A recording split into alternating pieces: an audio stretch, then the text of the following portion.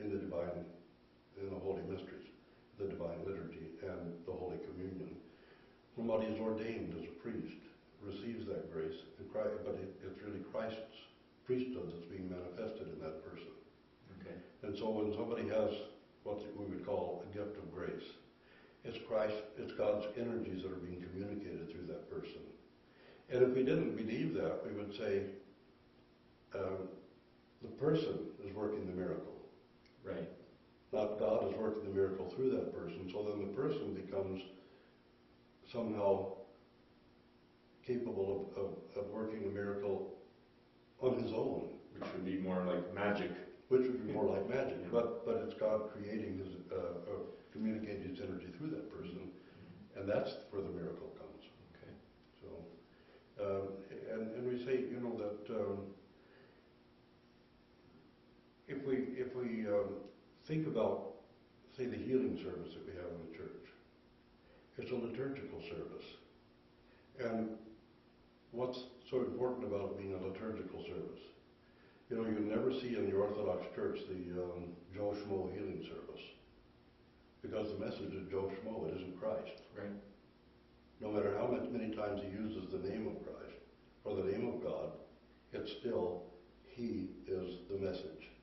Christ is not the message. Mm. And come and see me and I will heal you. And no matter how many times they say, well, it's the Holy Spirit, it's Christ, it's still Benny Hinn, it's still Joe Schmo and all. But when you have a healing service that's liturgical, every parish, every church, every priest and congregation gathered together can serve that divine service. So the Holy Spirit can be the only message. The priest can never be the message. Okay, so then the function of the liturgy at that point is to make sure that we're orbiting around the person of Christ rather than having... Orbiting around the priest or the minister. Right, okay. Yeah, and because everybody can work it equally, so the priest can't be anything particularly special. Okay. Because he's only fulfilling the priesthood of Christ visibly. But everyone's doing that. All of them are doing it. And the congregation themselves are fulfilling the role of the royal priesthood. And every congregation can do it. Mm-hmm. So liturgical services, first of all, focus you on the work of the Holy Spirit in the church. It's very charismatic. Yeah. And the person of Jesus Christ, that this is the priesthood of Jesus Christ, which he is fulfilling through his ordained priest. Okay. And the grace of the Holy Spirit is fulfilling its ministry through the whole congregation. Okay. But they're all equal. Right. Well, so we've covered grace, we've covered sin, we've covered salvation, we've covered the role of the Scriptures, we've covered what it is for Orthodox to be evangelical and charismatic. Is there anything else you'd like to address? Well, let's talk about redemption for a moment and say, what are we redeemed from? Okay. Because when you look at the doctrine of atonement, we're being redeemed from God. Yeah. Or they'll say, well, you're being redeemed from God's vengeance. Yeah. Well, that doesn't make a lot of sense because God isn't holding you in bondage. Redemption means to buy somebody out of bondage.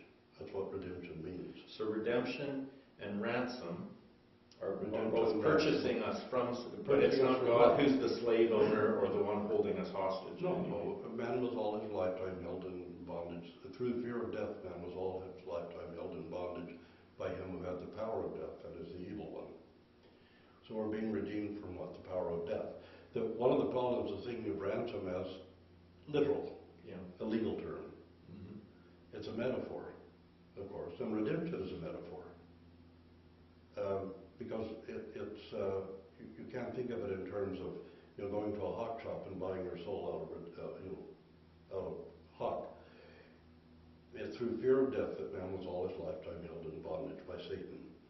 So by being redeemed from the power of the fear of death by the resurrection of Jesus Christ, which he couldn't have done had he not died, right? And to die on the cross to show his solidarity with the lowest and the meanest and the greatest of sinners, that we are all redeemed from the power of death and therefore from bondage to Satan. But we're redeemed from that power. And now what do we do with that redemption once we have it? That what is it that gives us that certainty of the resurrection and everlasting life? And that's our growth and development in faith. And it is a growth and development. God didn't redeem us from bondage to Satan to make us puppets or marionettes of God without freedom.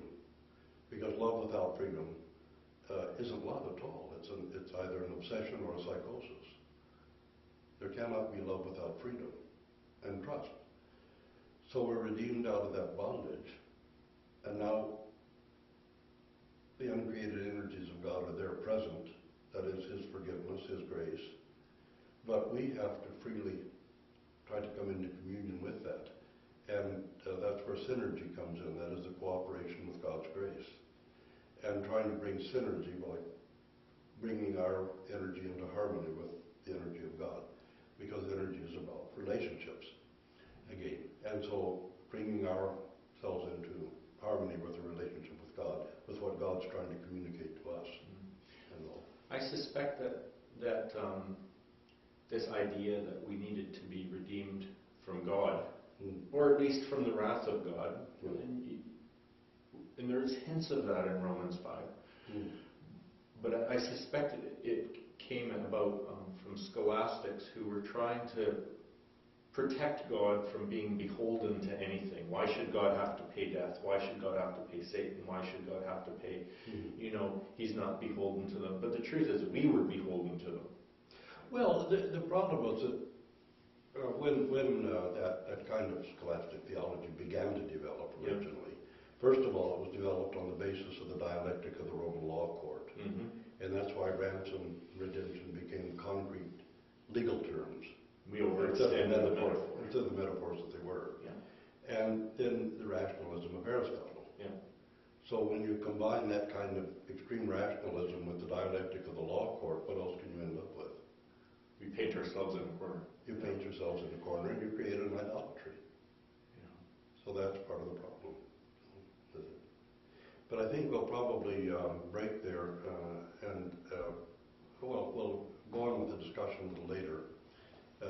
And we'd like to hear from many of you people what terms or expressions or concepts would you like for us to discuss in future.